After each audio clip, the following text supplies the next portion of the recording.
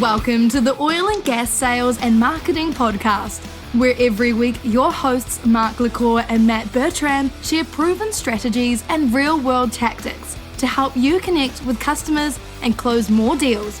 Let's do this.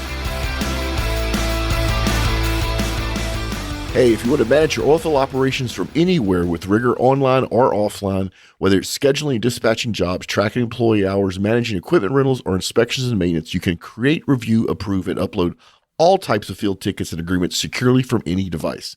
Plus, you can generate invoices same day and run powerful operation management dashboards on your desktop or phone. No paper, no errors, no headaches. Learn more at rigor.us. Link is in the show notes. This is the Sales and Marketing Podcast. What's up, Matt? What's going on, Mark? How are you doing? Hello from the Bahamas. Yeah, I'm not doing as well as you are since you're in the Bahamas.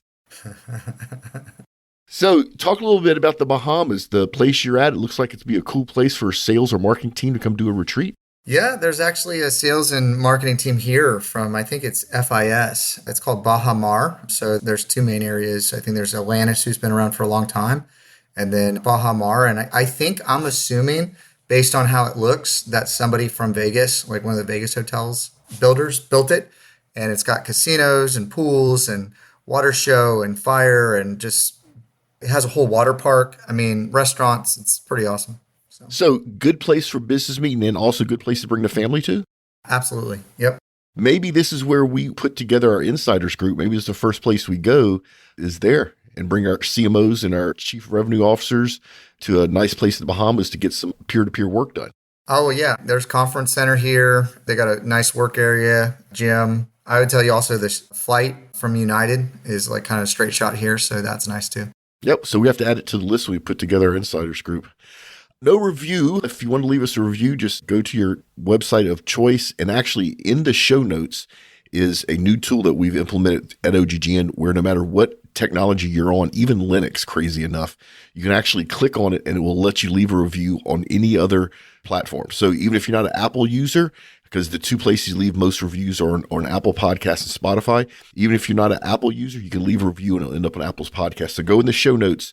If you want to try to remember, it's Love This Podcast /OGSM.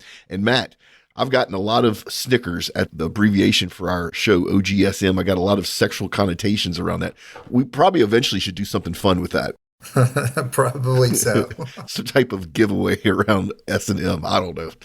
Anyway, but our topic is not around OGSM. Our topic today is around referrals because after our last episode where we did a thing on beginners and the basics, I've had a couple of people reach out to me because we mentioned referrals. They said, can you go deeper in referrals? So I thought today would go as deep in referrals as we possibly can in a half hour.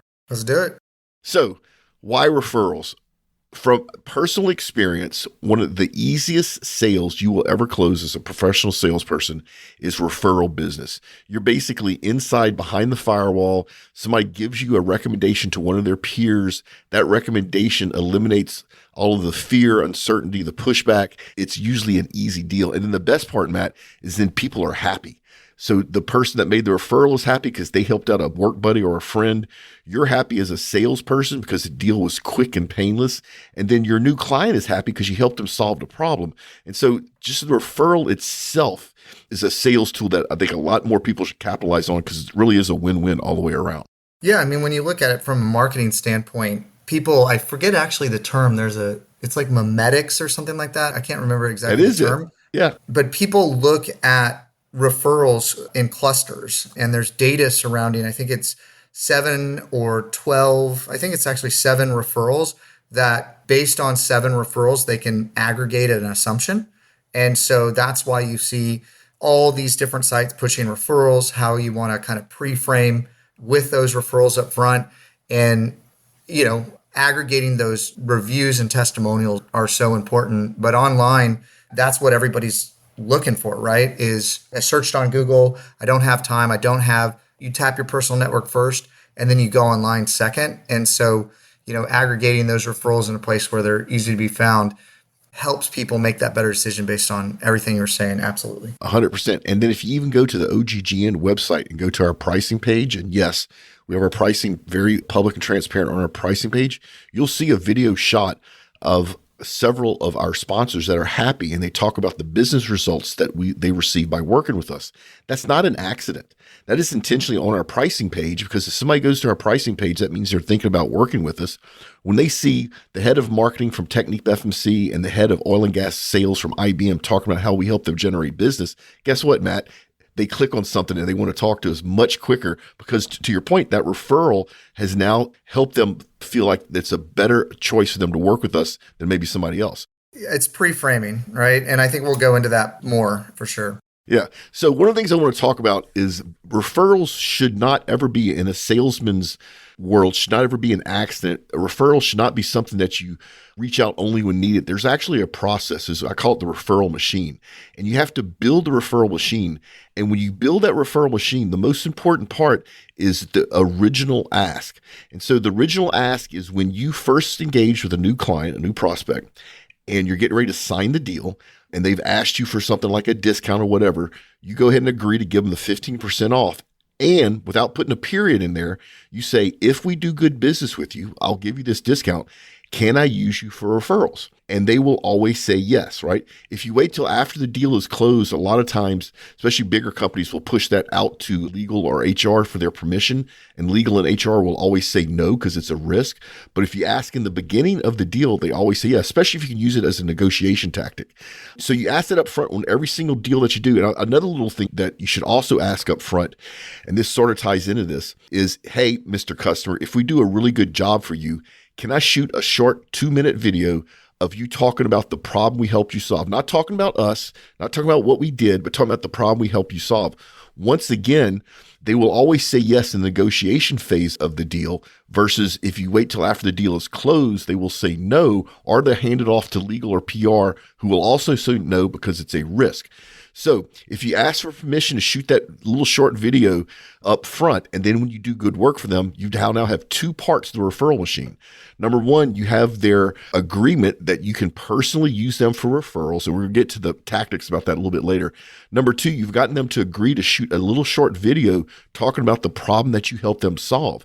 That video is a referral that is now stored for you to help with your marketing efforts.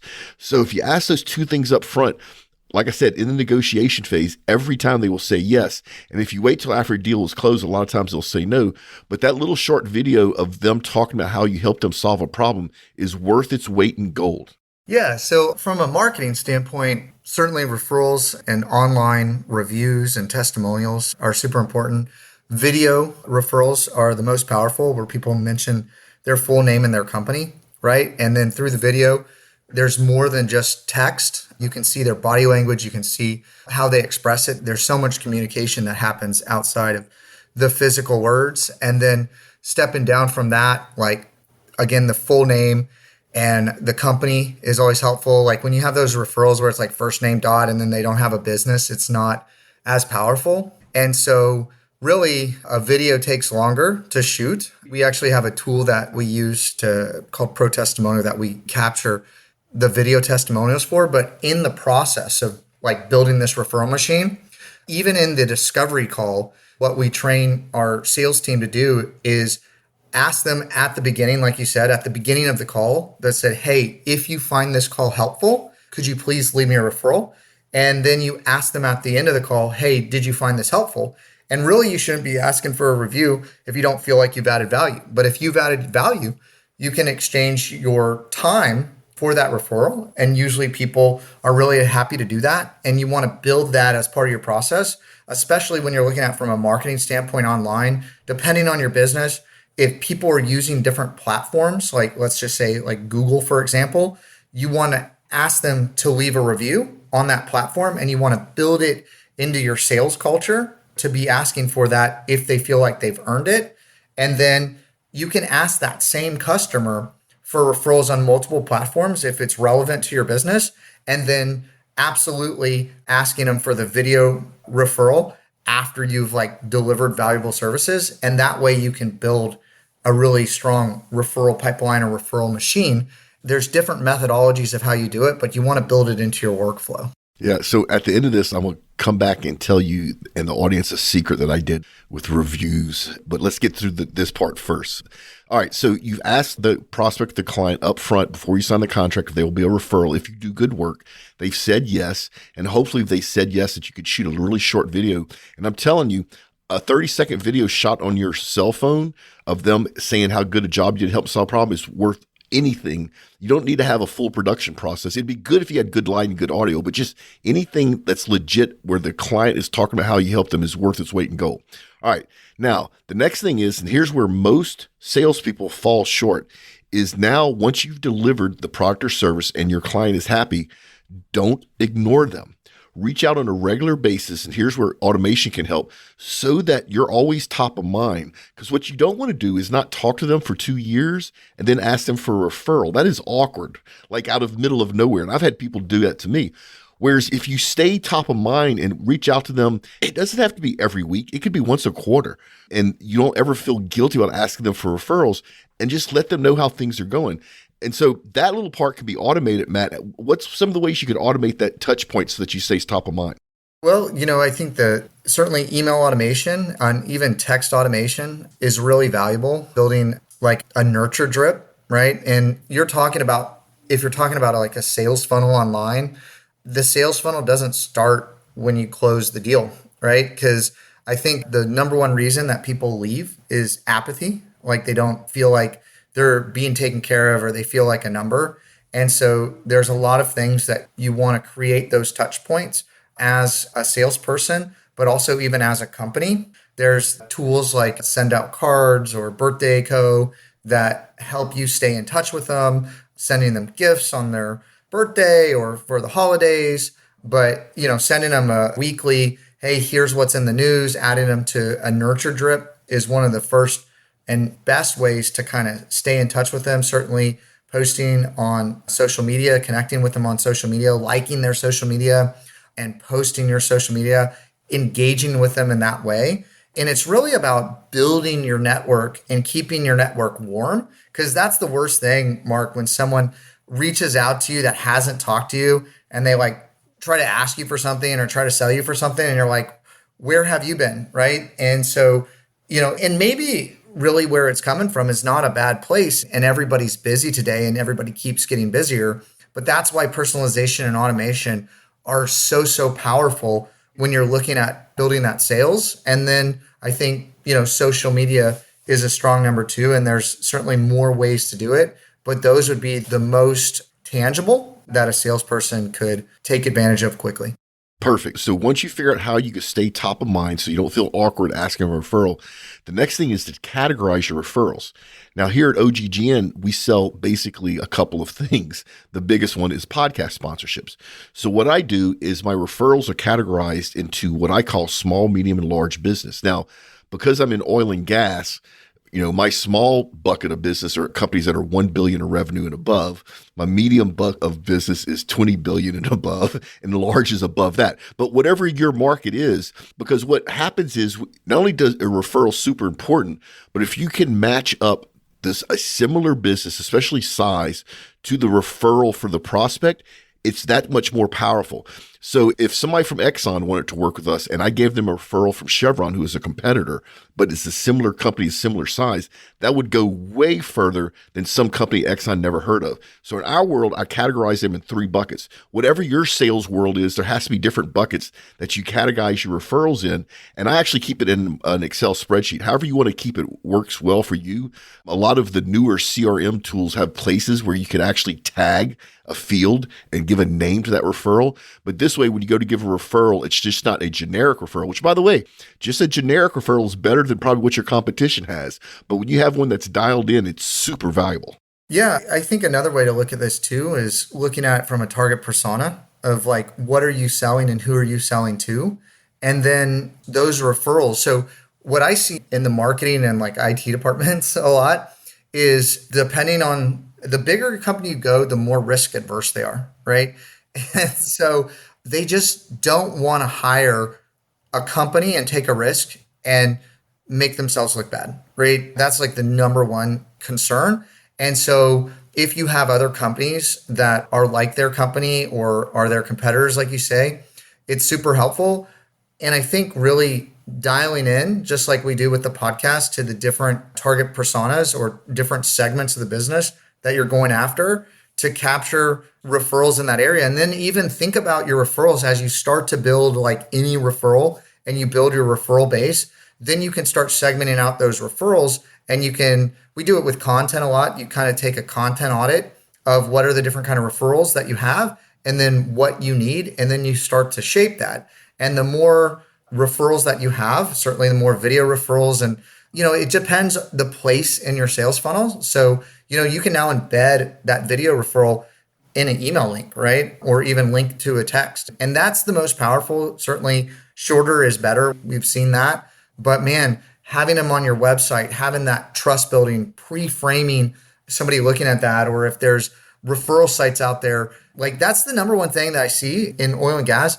People are like changing the way they search and they're using online. And some of these big companies are not paying attention to their reviews online and on third-party platforms. And typically somebody that is upset is like, I don't know what the ratio is, but it's significantly more likely that a negative person is going to leave a review. And so if you're not focused on it and you're not focused on building a good review and make sure you're pulling that information of the good experiences that your clients have had, then the conversation online is very, very one-sided.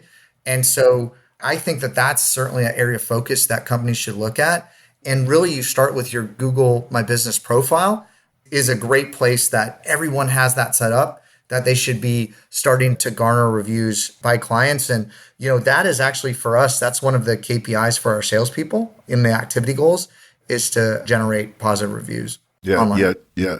Getting good reviews online in today's world is a must do. It should be part of your sales team's metrics.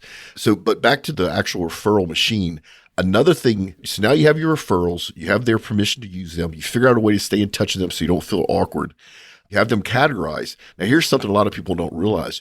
You can actually hunting from a sales point of view with referrals. So 2 or 3% of your referrals are going to be really good referrals. They have a lot of confidence in you. They trust you. They like you. They actually want to help you. That small percentage, literally you ask them, hey, if I produce the results that I promise you, and if we deliver them on time and on budget and everything is perfect, can I ask you for an introduction to someone in your network who might need help with the same results? And what that means is you're now letting your client help you find new business inside of their network. Not all of your referrals will do this, only a small percentage of them, but it is amazing. And when you find that right person that's willing to do that in their network, you think of somebody like an enterprise architect or a project manager or a project accounting or a petroleum engineer, all of their professional networks are people just like them. You literally could turn one sale into 100, and your prospect is the one doing most of the work for you. And they're happy to do it because they're helping their friends out with a problem that they have. Yeah, I think that that's so important. Like that's one of the things we tell our account managers, right? Like if you can't ask for a review and if you can't ask for a referral, then what are we doing wrong? Because we're not delivering the value we need to be delivering. Because you should be able to ask for that. You should only ask for it if you know that you've earned it. So then what are you doing with that account, right? And then really when you're looking at generating new business, that's the absolute best place to start is really, I don't know if mine is the right word, but you want to reach out to your personal network or your business network, actually your business network first. And your business network, if you're an account manager or a salesperson, consists of clients that you've closed or clients that you're managing. And so that's the absolute best place to start because those warm introductions are going to help. I think, at least for me, it goes back to delivering the client a service that you feel comfortable and your team feels comfortable of asking for it because you have to solve that first, but asking for it becomes easy. And there's typically, people have 2 to 3 people that they could almost instantly refer you to if you ask for it. And I think the data is typically like 40% of the time, if you ask, people will leave you a referral or like a review, or they'll actually take action and connect you with somebody. So one is you got to ask. 2 is you got to you got to deserve it and you got to have earned it. And then really the sales process becomes quite easy because it's a warm introduction and you just run with it, right? No, that's perfect. And I'm glad you brought the ask up. So that's the next thing I want to talk about is how you ask this. I know I'm a bit old fashioned. My preference when I ask for a referral is to do it in person if I can. And if I can't do it in person, it's to do it on the telephone. I literally will try to schedule a 10-minute call just to ask for a referral with the people that are in my referral machine. I'm sure you could do it via email, it's just fine, but I like to do it in person. Now, as a salesperson, one of the things that your customer will be thinking about when you ask for a referral is, hey, is Mark going to be like this pushy salesperson when I introduce him to my friend and kind of make me look bad? So you need to own that emotion up front. And while you're asking for a referral, remind your customer that not only will you not be a pushy salesperson, right? Let them know that you're not going to hound the person. You're going to talk to them one time. And if they don't have an interest, you can leave them alone. And let them know that if we end up doing business together with the referral, you will keep your client updated on how things are going. If you do that, it eliminates any fear of them being worried about you being a pushy salesperson and damaging a relationship that they've taken years to build. So when you make that ask, don't ignore that elephant in the room. Go ahead and own that and be upfront and let them know you're not going to be a pushy salesperson and you're not going to bug people to death. Yeah, I mean, I think, based on generationally, maybe I would ask for a referral a bit differently. Like I've certainly asked for referrals and reviews through text message significantly higher than in person. But I think that I have the relationship with those people that I'm communicating with them enough, right? Like it's not like a random text message out of the blue or something like that. But man, I agree with what you're saying is that's probably the number one reason why people don't do it is they don't know maybe how they're going to respond. Now, if they know who you are and they know how you operate, it's always good to even say it. Hey, like sales, and my definition of sales is like professionally helping people buy, right? Yep. And it's helping them get something they actually need. And when you're asking for that referral, don't ask for like this general referral, right? Like ask for your exact ideal customer of the person that you're absolutely going to help the most so that they in their head can target in when they see that. They know exactly who to refer you to of who you're looking for. These general kind of referrals don't do as well. And people don't have you in their mind positioned in the way that maybe you would want to be positioned. Because I've found the more I tell people exactly who I want to help, how I want to help them, what I want to do for them, when they find that person, they just know that that's who I'm looking for and they want to help me. And they just send me that referral. Like I think it's proactive. You get them when you're not even thinking that you're going to get them, right? Because they see that much value in sending their professional friends your way. Yeah. I mean, I just really, really believe that you want to ask for business that you know that you want, that you're going to do a great job for. And then it's not a favor, right? Like I actually tell them, like certainly like people, if I'm not super close with them and they're giving me a referral, usually I'm telling them, I'm going to make you look good, right? Like I'm going to deliver for them, like what I've been able to do for you, right? And they typically want to help people. It gives them credit to a certain degree. I find that people, like maybe early on in my career, I didn't know how to handle it, but I've found the more people I connect with other great people, it's a positive. Like I think people that don't want to share their network or they have access to somebody, like if it's going to help both parties involved and you make the connection, it's going to give you credit and you're going to get value for that. And you want to make those connections. You want to introduce people to that.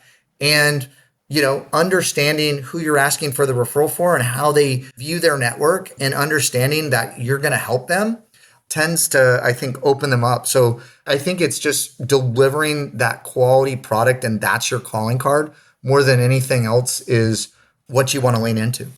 All right. So I told you I'd get back to online reviews. So when Yelp first came out, and Yelp's business strategy basically is to own reviews of your business and then charge you if you want to suppress some of the bad reviews with good reviews. When I first figured out what they were doing, Matt, it pissed me off. Like, really, you could leverage me with my own business. So everybody that's listening, go to modalpointreviews.com. You want to guess who owns modalpointreviews.com? I own ModalPointReviews.com, right? I beat Yelp at their own game. Now, Yelps are gangsters, Mark. Yep. All the reviews you see on gangsters. all the reviews you see on ModalPoint.com, reviews of ModalPoint.com are real reviews from real clients. However, I outrank. If you search for Modal Point Reviews, ModalPointReviews.com comes up first, and you see the reviews I want you to see. So I beat Yelp at their own game. They are not very happy with me. They quit talking to me once they figured out what I did. But I'm not going to let another company leverage my own online reviews for their own monetary. I beat them to it. So if you have a domain name for your company, you might want to buy the domain name of your company reviews so that you can own that space and not let Yelp try to leverage you. There's other ways to certainly review sites have its place in the world, and it's become big business. I see review sites popping up all the time. Also, having a section on your page and organizing your site architecture where here are reviews, here are case studies, here are resources, referrals, white papers, all that sort of thing. Even having a section where people can send you referrals works really, really well. If they want to send you a referral, they know how to be able to do that when you improve your sitemap. But yeah, let's save that till we get to our website strategy. That's going to be a totally different episode. Right now, I want to get to the product reviews because you finally reviewed our One Adapter. That's the name of the company, and their product is OneWorld 65.